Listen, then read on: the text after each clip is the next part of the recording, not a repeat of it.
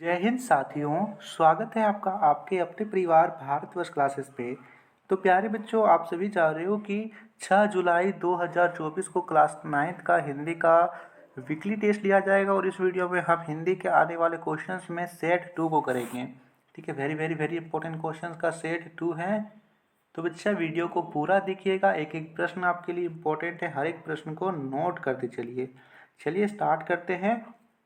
पहला प्रश्न आपके सामने शानदार तरीके से दे रखा है। झूरी के साले का क्या नाम था?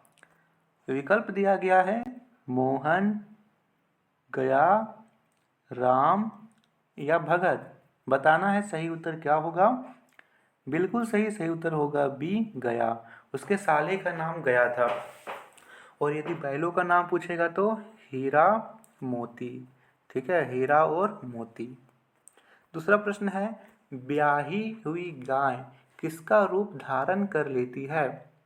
विकल्प दे रखा है शेर, सिंहनी, नागिन, इनमें से कोई नहीं।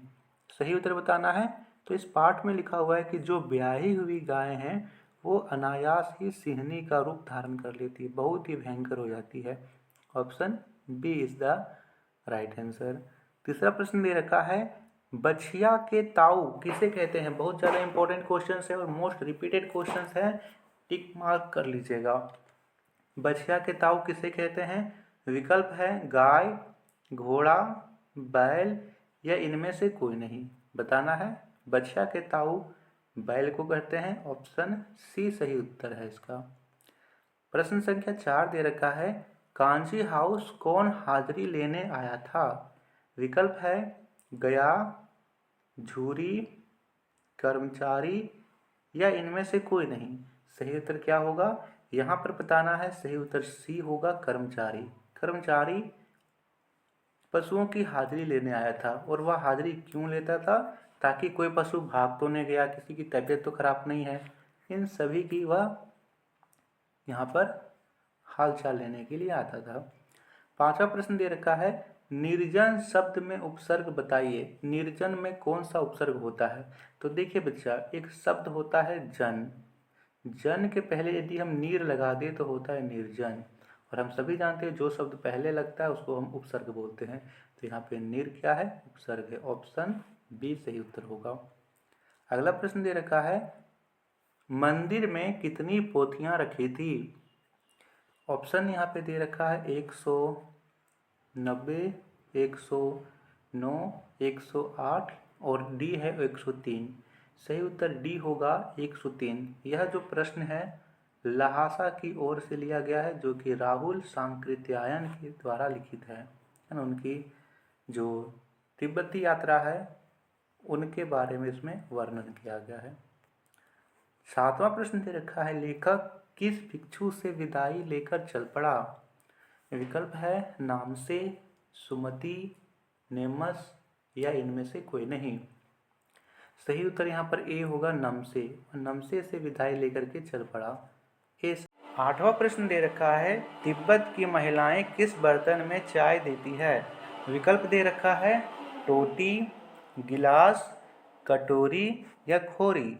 सही उत्तर बताना है। सही उत्तर डी होगा, खोरी। अच्छा बच्चा, यहाँ पे आप ध्यान रखेंगे, हमारे यहाँ की चाय और तिब्बती चाय में अंतर होता है। वहाँ की चाय नमकीन होती है क्योंकि वहाँ पे चीनी डालते हैं।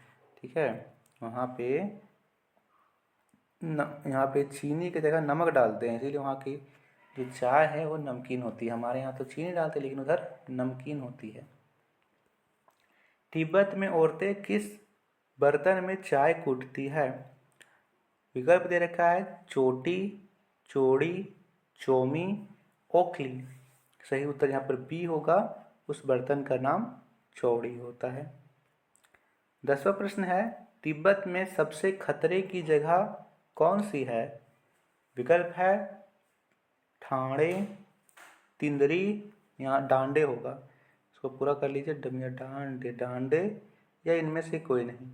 सही उत्तर यहाँ पर सी होगा, डांडे। चलिए अब हम देखते हैं very very very important subjective question को। इन सभी सेट्स को आप पूरा देखिएगा बच्चा और हर एक प्रश्न को याद कर लीजिए, नोट कर लीजिए। ये प्रश्न आपके वीकली टेस्ट के साथ साथ आपका फाइनल एग्ज़ाम के लिए बहुत बहुत ज़्यादा इंपॉर्टेंट क्वेश्चंस हैं। तो पहला प्रश्न दे रखा है, तिब्बत में डांडे के देवता का स्थान कहाँ था, उसे कैसे सजाया गया था। तो देखिए बच्चा, लिखेंगे यहाँ पर बहुत ही शानदार सा उत्तर है। मैं धीरे धीरे पढ़ देता हूँ ताकि आप आराम से नोट कर पाओ। लिखना है, तिब्बत में डांडे के देवता का स्थान ऊंची चोटी पर था, जिसे पत्थरों के ढेर, जानवरों की सींगों और रंग बिरंगे कपड़ों की झंडियों से सजाया गया था। नोट कर लेंगे। दूसरा प्रश्न है, कंजूर क्या है, इसकी विशेषताएं लिखिए। तो लिखेंगे, कंजूर भगवान बुद्ध के वचनों की हस्तलिखित अनुवादित पोथियां हैं। ये पोथियां बड़े मोटे कागज पर अच्छे अक्षरों में लिखी हुई है। एक एक पोथी लगभग 15-15 शेर की है। तीसरा प्रश्न यहाँ पर है, डांडे नामक स्थान के प्राकृतिक सौंदर्य का वर्णन करें। तो लिखेंगे यहाँ पर, डांडे नामक स्थान समुद्र तल से 17 से 18 हजार फीट की ऊंचाई पर था। वहाँ लेखक के दक्षिणी तरफ पूर्व से पश्चिम की ओर हिमालय के हजारों श्वेत शिखर दिखाई देते थे। भींट की ओर दिखने वाले पहाड़ बिल्कुल नंगे थे। वहाँ न बर्फ की सफ़ेदी थी, न हरियाली। उत्तर दिशा की तरफ बहुत कम बर्फ वाली चोटियाँ दिखाई पड़ती थी। नोट हो जाएगा। चलिए, चौथा प्रश्न है, तिब्बत में प्रचलित जागीरदारी व्यवस्था का वर्णन करें। तो लिखेंगे, तिब्बत की ज़मीन बहुत अधिक छोटे बड़े जागीरदारों में बटी है।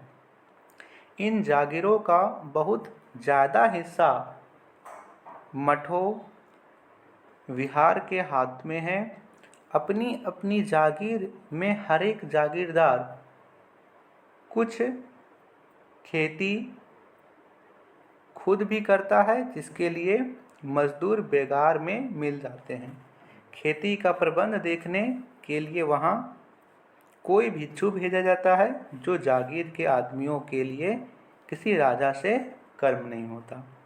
और पांचवा इंपॉर्टेंट प्रश्न दे रखा है, नेपाल तिब्बत मार्ग के विशेषताओं का वर्णन करें। तो लिखेंगे इसमें, नेपाल तिब्बत मार्ग व्यापारिक ही नहीं, सैनिक रास्ता भी था। नेपाल और हिंदुस्तान की चीज़ें इस मार्ग से ही तिब्बत जाया करती थी। यह व्यापारिक ही नहीं, सैनिक रास्ता भी था। इसलिए जगह जगह फौजी चौकियां और किले बने हुए हैं, जिनमें चीनी सेना रहा करती थी। आजकल बहुत से फौजी मकान गिर चुके हैं और किले के कई भागों में किसानों ने अपना बसेरा बना लिया है। चलिए, अगला प्रश्न दे रखा है यहाँ पर, डाकुओं के लिए तिब्बत में सबसे सुरक्षित स्थान कौन सा था, जहाँ उन्हें पकड़े जाने का डर नहीं था। तो लिखेंगे, तिब्बत में डांडे डाकुओं के लिए सबसे सुरक्षित जगह है, क्योंकि वहाँ 16-17 हजार की फीट की ऊंचाई होने के कारण दोनों तरफ मीलों तक कोई गांव नहीं होते। नदियाँ के मोड़ और पहाड़ों के कोने के कारण दूर तक आदमी दिखाई नहीं देता। उस समय वहाँ की सरकार, खुफिया विभाग और पुलिस उतना खर्च नहीं करती थी। तो ये था very very very important question का सेट 2। आपने सेट 1 को नहीं देखा है तो जल्दी से सेट 1 को भी देख लीजिए, और इसका PDF वगैरह हमारे व्हाट्सएप ग्रुप पर अपलोड हो जाएगा। धन्यवाद।